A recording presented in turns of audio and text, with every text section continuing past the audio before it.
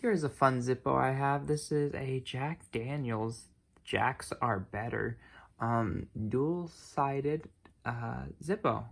You can see a little imperfection in the paint job here. This is the first Zippo I've ever seen with like an imperfection of the paint job. But I did buy this one used. Not crazy used, but I don't even remember what I paid.